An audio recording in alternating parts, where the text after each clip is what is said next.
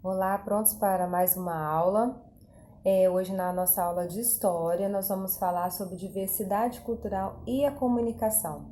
Nesse tempo que nós estamos vivendo agora, a questão da comunicação, como é que está sendo. E aí nós vamos estar falando sobre essa diversidade.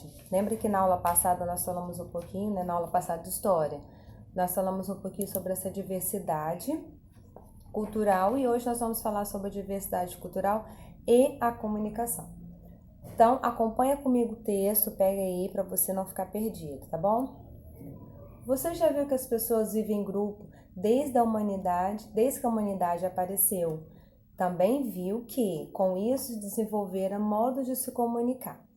Primeiro nasceu a linguagem oral, em seguida a comunicação visual por meio de desenhos, símbolos e, finalmente, a escrita. A comunicação sempre esteve ligado à necessidade de registrar acontecimentos e aspectos de realidade. É pela comunicação que a diversidade cultural dos povos se amplia, pois há trocas de experiências. Como essa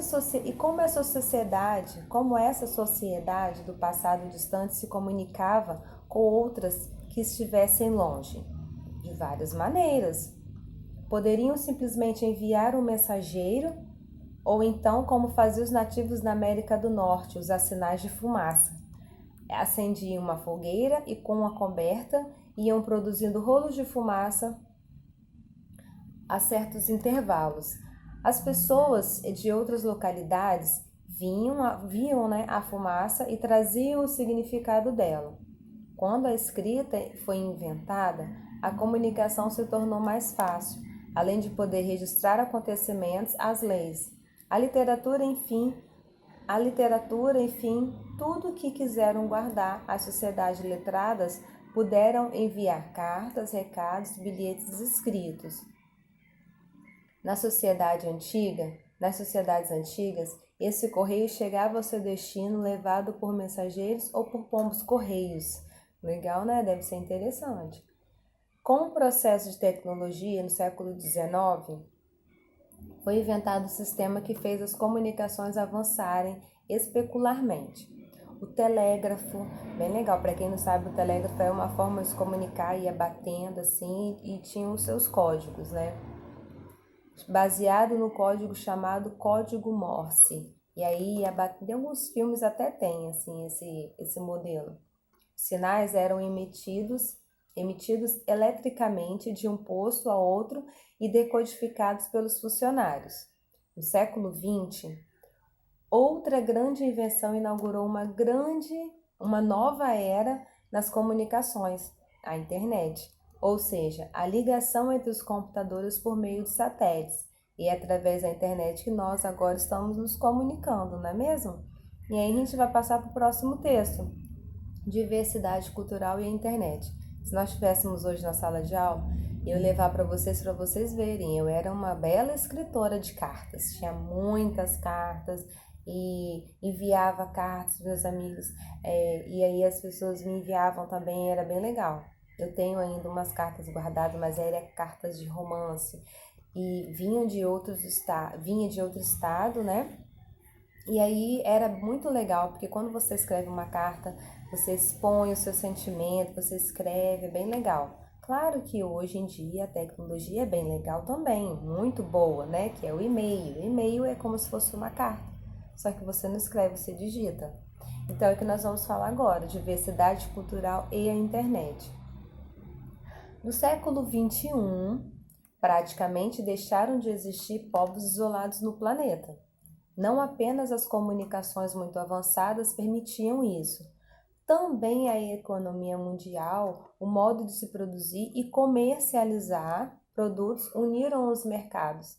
Se antigamente se fabricava um produto inteiro em um único local, ou mesmo em um único país, da matéria-prima ao acabamento, hoje em dia é possível produzir um bem em várias etapas que ocorre em vários pontos do mundo.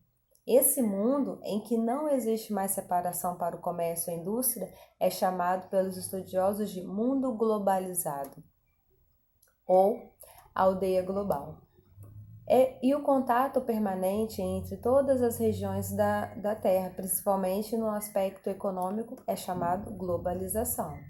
Nesse mundo globalizado, é claro que a cultura dos diversos povos que estão em contato se transforma também. Há uma intensa troca de conhecimentos, de informações e dados de modo de fazer e de se comportar. A maioria desses contatos se dá pela internet, graças à rede mundial e às chamadas redes sociais, em que as pessoas se conectam umas às outras em tempo real. A troca cultural mais e mais se intensifica. Costumes e tradições de um povo passaram a fazer parte de outras culturas que os adotam. Então, o que é importante você saber? Como é que começou essa comunicação, né?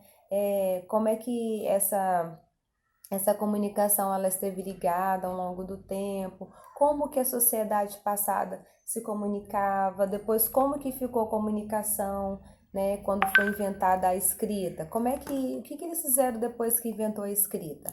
Eles começaram a se comunicar de uma outra forma? O que eles fizeram, né? E a chegada dos correios, né? O que seria esses correios? Se tiver curiosidade, procurar saber como é que escreve uma carta, para você enviar uma carta, para que precisa, o que precisa. Então, é importante você volta ao texto, dá uma lida, para você poder, seja curioso, né, para você poder entender um pouquinho mais dessa evolução, né? E aí, o que foi inaugurado então no século XX? Você lembra? Volta lá no texto para você ver. E também depois nós temos sobre o mundo globalizado. Então, tudo isso nós falamos sobre o texto, até chegar às nossas grandes redes sociais. Essas redes sociais é o que nos aproxima hoje, né, no período que nós estamos vivendo. Então, pratique aí a sua diversidade, se comunique, que isso é muito legal. Não deixe de se comunicar, sempre em contato com seus amigos, isso é muito importante, tá bom? E hoje nós vamos ficar por aqui, nessa nossa aula de história ainda não acabou, tem muita novidade por aí pela frente, tá bom? Beijo no coração.